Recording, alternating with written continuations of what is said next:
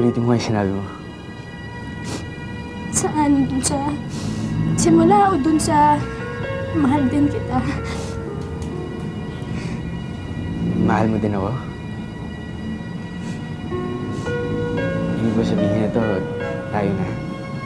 Ayaw mo? Hindi, gusto. Gusto ko.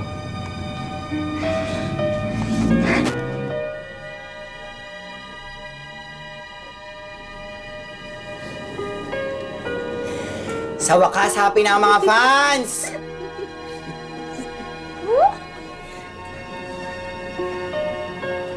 Wala na ba yan ah?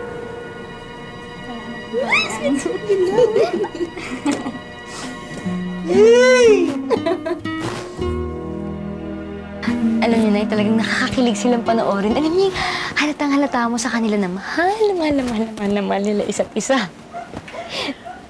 Mabuti kung gano'n. Kaya nga masayang-masaya ako para kay Clarissa na eh. Kasi alam ko mapapasaya siya ni Jepoy. At saka, sila talaga yung bagay para sa isa't isa. Kung sila talaga ang para sa isa't isa, kahit na anong problema pa ang dumating, kahit anong bagay pa ang humadlang, sila pa rin ang magkakatuluyan. Katulad niyo ni Charles. Kung talagang kapalaran niyo ang isa't isa, kahit na gaano pa kayo paglayuin ng kung ano o sino man, pagtatagpuin at pagtatagpuin pa rin kayo ng kapalaran.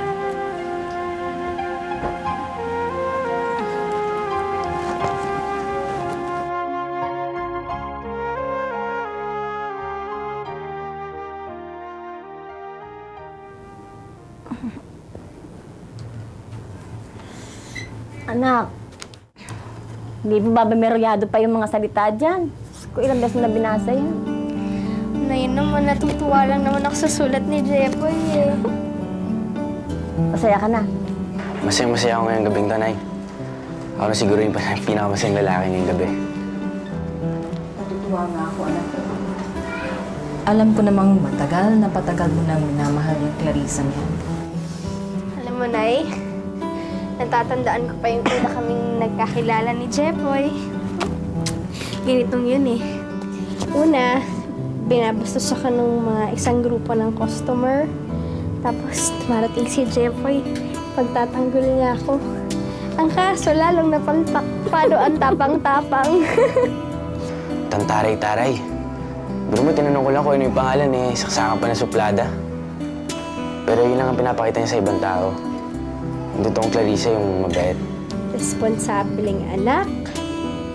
Mabait. Maasahan na kaibigan. Yung tipong... Hindi naghihintay ng kapalit. Tsaka gagawin niya lahat para sa mga mahal niya sa buhay. Kahit pa siya yung nahihirapan. Yun ang Clarissa ang kilala ko. Yun ang Jepoy na mahal ko.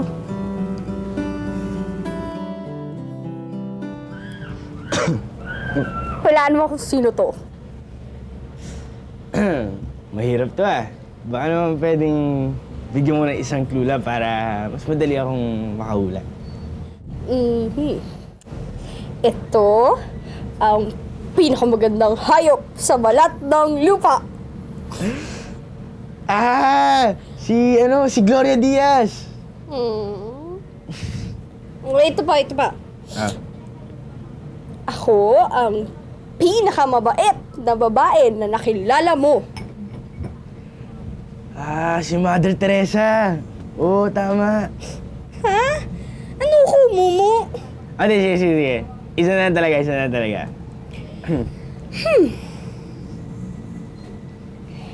Ito ang babaeng kinababaliwan mo. Ba, si Pinky! Ay, ayoko na nga. Bala ka dyan. Yun lang. Alam mo naman na ikaw lang naman yung sagot ko sa lahat ng clues mo eh. Diba? Alam ka naman yun. Pero alam mo, natakot ako kanina.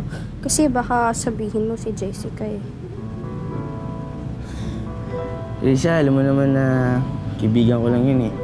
Saka malaki lang talaga ang utang ng loob ko sa kanya. Alam ko, pero alam ko rin na may gusto siya sa'yo. Huwag ka na mag-alala. Sa susunod na makausap ko siya, sabihin ko sa kanya na nobyo ko na ang pinakamaganda, pinakamabait, at kinakababaliwan ko na babae sa balat ng lupa. Okay na. Tsaka, baby. Manang anong ulam niyo dyan? May pinakbit. Oh, yung pinakbit na lang. Patingin nga. Oo. Oh, tapos tanggalan niyo lang ng taba, tapos dagdagan niyo ng sabaw. Oh, sige, okay lang. Nabalitaan mo na ba ang huling kaganapan? Si Clarissa at si Jepoy. Alam ko, kaya nga kayo na pa ako bisit na bisit eh. Ano ba, Mama? Talo ng manok mo. Buti naman sumama ka na sa akin ngayon. Kala ko sasabihin mo masama na ng pakiramdam mo. Sorry nga pala doon, Hindi, okay lang yun. Ang mabuti, magkasama tayo ngayon. Jepoy, hinaya kita ngayon kasi may gusto ko sana sabihin sa'yo. Alam mo, Jepoy, I like you. You're nice, sweet, understanding. Kung may ideal guy nga ako, siguro ikaw na yun. Jessica, Alam ko, sabi mo mas gusto mo yung guys, yung mga naniligaw. Pero wala namang masama kung sabihin ko sa'yo, di ba? wala kang masama dun eh. Actually, nakakataba nga ng puso eh. Kasi gusto rin naman kita. Mabait ka. Tsaka isa ka sa pinakamalambing na babae na kilala ko. Kaya lang bilang kaibigan lang. Basta ngayon. Pero pwede pa naman ma-develop yun into love, di ba?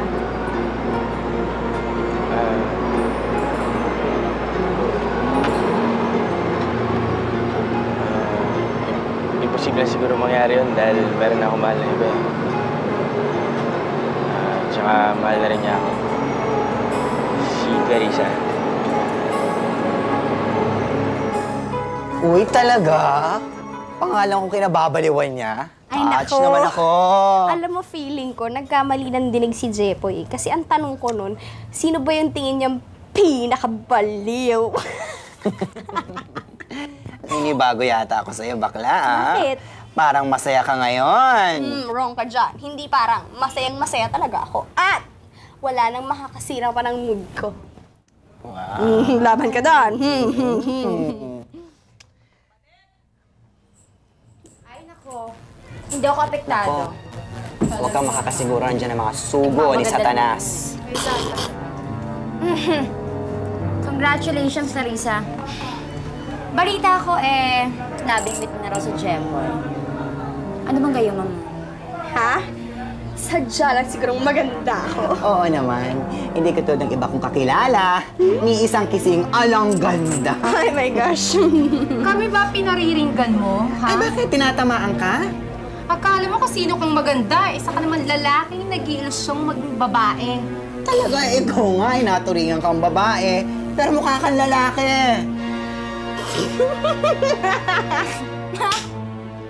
Saan ba nakilala yung Mike? Mike na yun? I've been chatting with him for like 2 weeks now. And okay naman siya kausap eh. So, mamayang gabi mo siya mag-meet. Nakita ko na yung picture niya sa net. Cute. And mukhang disente. Oh, he's a doctor. Ako, kahit na. Siyempre, malay mo. Ano yan? Serial killer yan, kaya ingat ka pa rin.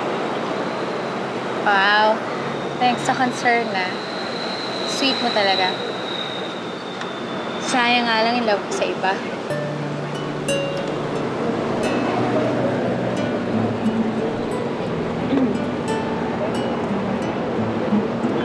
Magkano?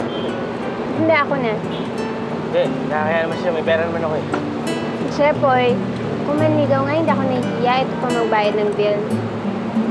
And besides, ginagawa naman natin to bilang magkaibigan, di ba? We're friends, right?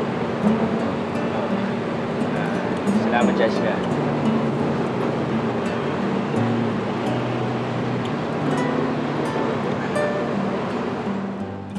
Oh, sigurado ka ba na hindi mo na gagamitin si Jake?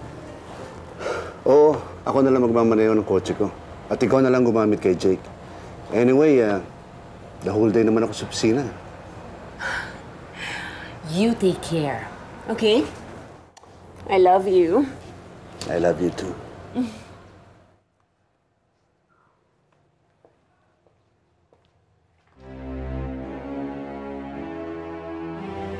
Bye.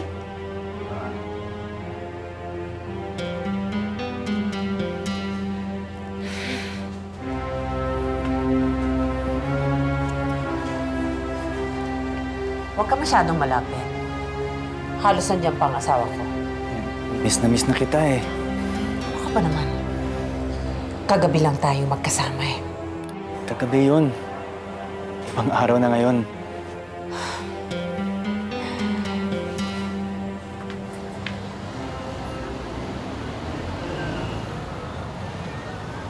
Uy. Thank you. Pasensya ka na, dito lang kita madidate, ha? Kaya mo, pag nakaipon na ako, dadali kita sa 5-star hotel. Yung yung Intercon sa Makati. Yun. Yun. Hindi mo naman kailangan gawin yun, Jepoy eh. Alam mo dati, kung saan-saan akong restaurant na dinadala ni Mark kasi ang sasarap ng mga pagkain, aminin ko nung una, nag-i-enjoy ako. Pero nung huli, hindi na rin ako masaya.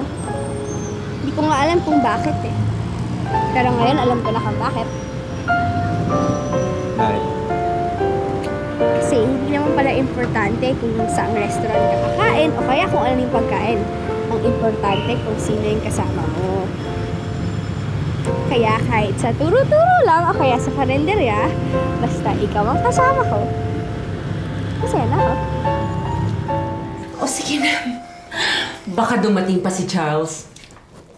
Sige. Maliligo muna ako. Okay, Bye. Tony?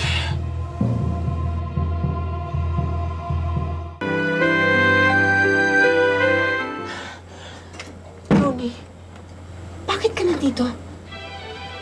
Bakit ka bumalik? May nakalimutan ako mga papeles eh. Itatanong ko sana kay Jake kung saan niya nilagay. Ikaw, anong ginagawa mo rito? Hinahanap ko si Jake. Kumatok ako pero walang sumagot so pumasok ako sa loob pero umalis yata siya eh. Wala si Jake eh? Wala. Gusto mong tingnan? Sige.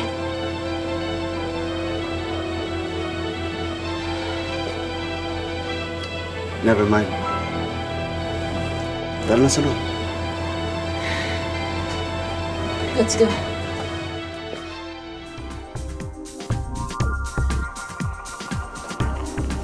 Ako na mag-break, ha? Ako ba? Ano muna? Q.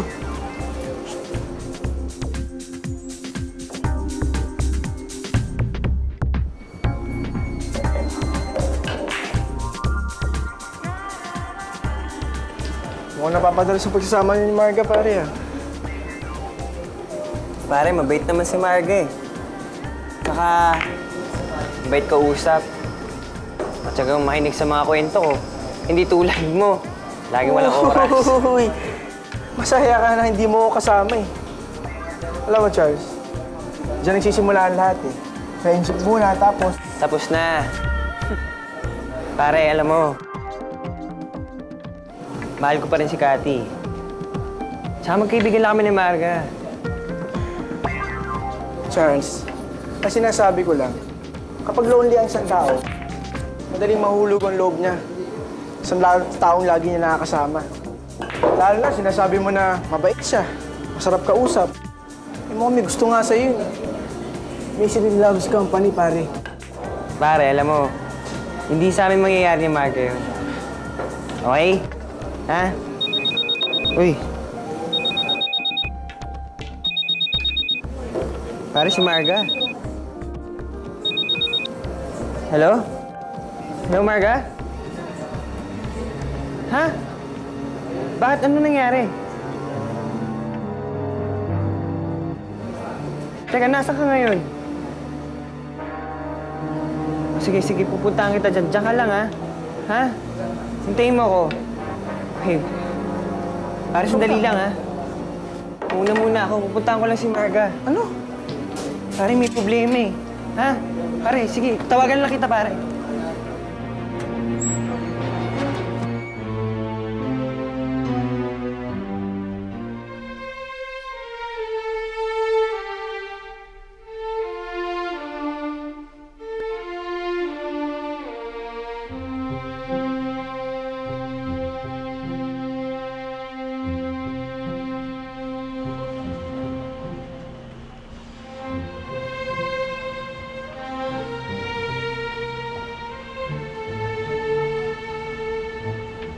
Minsan, may nagsabi sa akin mabait daw ang Diyos.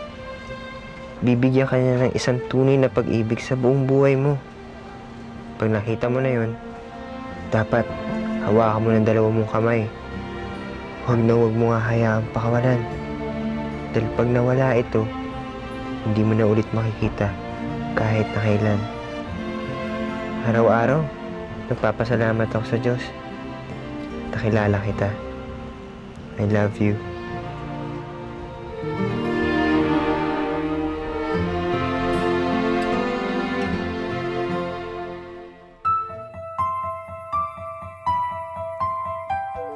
Marga? Charles? Marga? Tapos kumain kami sa karinderya. Ang sweet-sweet nga niya. Alam mo, Clarissa, masayang-masaya ako para sa inyong dalawa ni Jepoy. Salamat. Salamat kasi ikaw nagturo sa akin na pagtiwalaan ko kung ano yung nararamdaman ko. Dapat nga magpasalamat sa'yo si Jepoy kasi hindi na siya mahihirapan manligaw.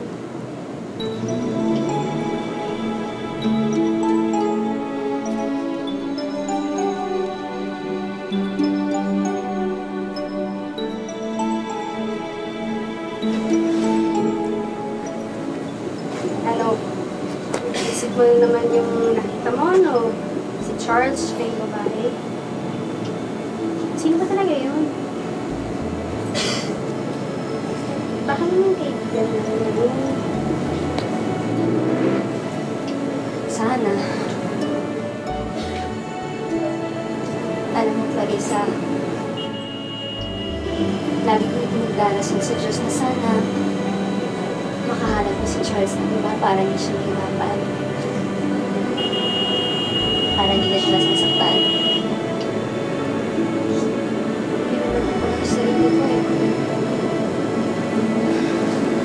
Hindi mo makakalala sa sarili ko dahil sa totoo lang. Alam ko anong mararamdaman ko. Nalaman ko lang ko siya iba. Hindi ko naman alam na manyakis pala yung Michael na yun eh. Ikaw naman kasi, pinagsabihan kita na huwag ka masyadong magtitiwala basta-basta eh. Buti na wala masyadong nangyari sa masama. Nag-hysterical na kasi ako dun sa kotse kaya pinababa na lang niya ako dito. I really can't believe this. Munti ka na akong ma-rape. Tama na, okay? Marga, okay na. Safe ka na dito sa akin. Huh? Salamat, Charles. Sorry, nastorbo pa kita. Hindi ko na kasi alam talaga kung sino tatawagan ko kanina eh. Wala ka naman na-istorbo eh. Glad ako tinawagan mo.